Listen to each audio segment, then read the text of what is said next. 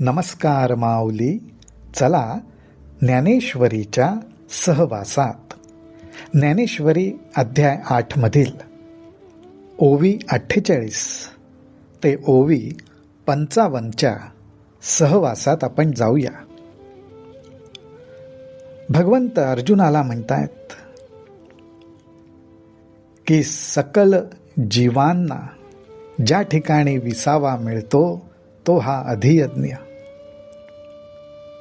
तो अधियज्ञ ज्या ठिकाणी प्राप्त होतो तो प्राप्त झाल्यावर अहंकार रहित असण्याचं जे सुख आहे त्या सुखाचा ठेवा जीवाला प्राप्त होतो. तो कसा प्राप्त होतो हे मी तुला आता उघड करून दाखवतोय. भगवंत म्हणतात, पहिले वैराग्य इंधन परिपूर्ती, इंद्रिया नळी प्रदीप्ती, विषय द्रव्याची आहुती देऊनिया. अधियज्ञ असल्यामुळे यज्ञाच्याच भाषेमध्ये आपल्याला हे स्पष्ट करून सांगतायत. भगवंत म्हणतात, पहिल्या प्रथम यज्ञ करायचा म्हटल्यावर लाकड सामुग्री जमवली पाहिजे. लाकडांचा व्यवस्थित आपल्याला साठा केला पाहिजे. पण मग ही लाकडं कुठली? वैराग्य इंधन, वैराग्य रूपी. वैराग्य अंगी बांधण्याचा प्रयत्न करणं, त्या प्रयत्नाला चालना देणं. त्याच वेळी आपण या अधियज्ञासाठी लागणारा लाकूड फाटा गोळा करायला लागलो. मग पुढे इंद्रिया नळी प्रदीप्ती, विषय द्रव्याची आहुती देऊनिया. आणि मग त्यानंतर इंद्रिय रूपी अग्नी प्रगट करावा लागतो. अहो, इंद्रियांची विषयांकडे जी धाव आहे त्या धावेवरतीच आपण संयम ठेवायला लागलो, त्याचं नियमन करायला लागलो की इंद्रिय पेटून उठतात. अर्थात त्यांच्यातला अग्नी प्रज्वलित होतो आणि मग त्या अग्नीमध्ये इंद्रियांची ज्या विषयांकडे धाव आहे ते विषयरूपी द्रव्यच, विषय द्रव्याची आहुती देऊनिया. ते विषयरूपी द्रव्यच आहुती म्हणून त्याच्यात अर्पण करावं लागतं. मग वज्रासनतेची उर्वी, शोधुनी आधार मुद्रा बरवी, वेदिका रचे मांडवी शरीराच्या. आणि मग त्यानंतर वज्रासनामध्ये बसून, स्थिरपणे बसून साधना करावी लागते. हे वज्रासनात बसणं म्हणजे कसं? तर जणू काही ज्याप्रमाणे पृथ्वी स्थिरावलेली आहे, स्थिर आहे, त्याप्रमाणेच थोडक्यात आपल्यालाही आसन घालून स्थिर बसायचंय. स्थिर बसल्यानंतर अर्थात आपलं शरीर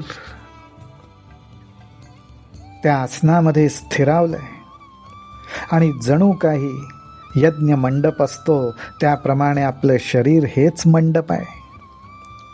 त्या मंडपामध्ये मूळबंधरूपी यज्ञाचा ओटा आपण रचतो अशी कल्पना या ठिकाणी केलेली आहे. शोधुनी आधार मुद्रा बरवी, वेदिका रचे मांडवी शरीराच्या. आधार मुद्रा म्हणजेच अर्थात मूळबंध, आधार चक्र म्हणजेच अर्थात मूळ चक्र. या ठिकाणी योगाची परिभाषा ज्ञानोबारायांनी वापरलेली आहे. माऊलियो, अशा रीतीने शरीररूपी मांडवात आपण यज्ञाची जागा निर्माण केलेली आहे.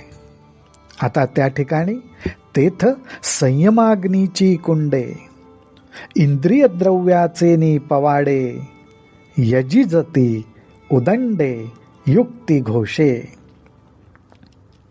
आता या शरीररूपी मांडवात काय करायचं, तर संयमरूपी अग्नीच्या साह्याने.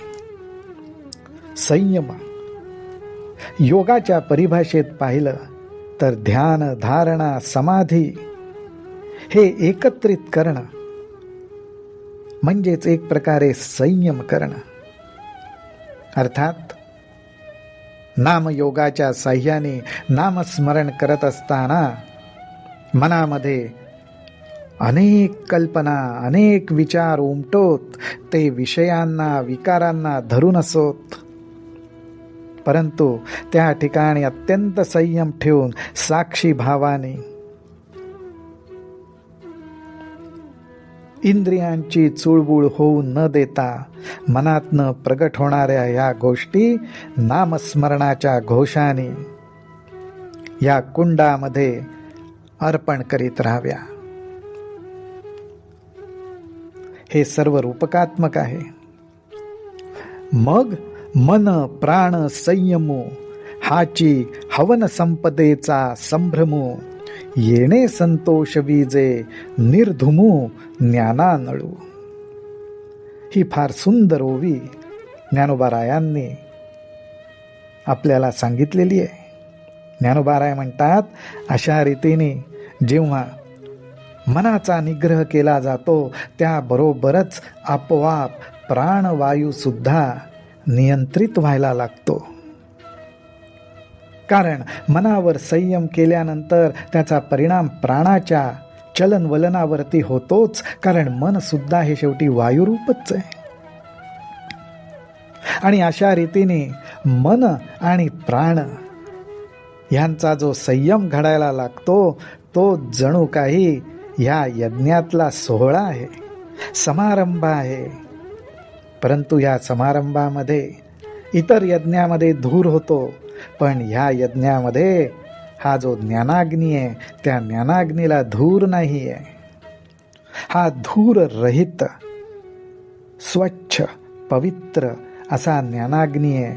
आणि हा ज्ञानाग्नी ह्या मन आणि प्राणाच्या संयमामुळे संतोष विजे, संतोष पावतो. हा आता ज्ञानाग्नी आपल्यामध्ये प्रज्वलित झालेला आहे. पुढे काय होतं, तर ऐसेनी हे सकळ ज्ञानी समर्पे, मग ज्ञान ते नेई हारपे, पाठी नेयची स्वरूपे निखिल उरे. ज्ञानोबाराय म्हणतात, अशा रीतीने हे सर्व म्हणजे काय, तर कर्म, कल्पना, विषय, विचार, विकार, इंद्रिय हे सर्व काही ह्या ज्ञानाच्या ठिकाणीच समर्पित केलं जातं. हा ज्ञानाग्नी म्हणजेच अर्थात आत्मज्ञानाचा अग्नी आहे. त्या ठिकाणी ते समर्पित केलं जातं. अर्थात त्या ठिकाणी जीवाचा अहंकार हा सगळा भस्मीभूत व्हायला लागतो. आणि मग त्या ठिकाणी एकच उरतं, ते म्हणजे ज्ञेय. ज्ञानाच्या साह्याने जे प्राप्त करायचं ते ज्ञेय म्हणजेच आत्मस्वरूप. आणि सर्व अज्ञान या ठिकाणी नाहीसं झाल्यानंतर उरतं काय, तर शुद्ध ज्ञान. आणि ते ज्ञान सुद्धा शेवटी ज्ञेयामध्येच एकरूप होऊन जातं, विलीन होऊन जातं. कारण ज्ञान हे त्या आत्म्याचंच आहे. म्हणून आत्मज्ञान म्हटलेलं आहे. ते परब्रह्माशिवाय कधी वेगळं नाहीच आहे. आणि म्हणून शेवटी फक्त ज्ञेयच एक राहतं, आत्मस्वरूपच राहतं. पाठी ज्ञेयची स्वरूपे निखिल उरे, तया नावगा अधियज्ञो, ऐसे बोलला जव सर्वज्ञो, तव अर्जुन अतिप्राज्ञो तया पातले ते. ज्ञानोबाराय म्हणतात की भगवंत जेव्हा अर्जुनाला असं म्हणाले की अर्जुना हाच तो अधियज्ञ, हा अधियज्ञ असा होतो, असं जेव्हा भगवंत बोलले त्याच वेळी अर्जुन हा कसा आहे? अतिप्राज्ञ, ज्याच्या प्रज्ञेने बुद्धीच्याही अत्यंत पलीकडची उच्च अवस्था प्रज्ञा अवस्था, आणि ही सुद्धा अर्जुनाला कशी आहे तर अतिप्राज्ञ अशी अवस्था ज्या अर्जुनाची आहे त्याला ते लगेच समजले. तया पातले ते, नुसतं समजलं नाही तर त्याच्या ते अनुभवालाही आलं, त्याला ते प्राप्त झालं. हे जाणोनी म्हणितले देवे, पार्था परिसतू आहासी बरवे, या कृष्णाचिया बोला सवे, येरू सुखाचा जाहला. अर्जुनाला हे असं लगेच आपण बोललेलं प्राप्त झालंय हे देवांनी जाणलं, भगवंतांनी जाणलं, आणि भगवंत अर्जुनाचं कौतुक करत म्हणाले, पार्था परिसतू आहासी बरवे. अहो, व्यवस्थित ऐकलं पाहिजे, आणि पार्थ ते व्यवस्थित ऐकत होता. हीच गोष्ट महत्वाची होती, आणि त्याचंच भगवंतांनी कौतुक केलंय. आणि ह्याच कौतुकामुळे अर्जुन सुद्धा सुखावला. या कृष्णाची या बोला सवे, येरू सुखाचा जाहला. आता पुढच्या ओवीत ज्ञानोबा एक अप्रतिम उपमा देत आहेत. ते म्हणतात, देखा बाळकाचिया धणी धाईजे, का शिष्याचेनी जाहलेपणे होईजे, हे सद्गुरूची एकलेनी जाणीजे, का प्रसवतिया. श्रीकृष्णांना अर्जुनाला हे प्राप्त झालं हे बघून जो आनंद झाला, तो आनंद व्हायचं कारण काय?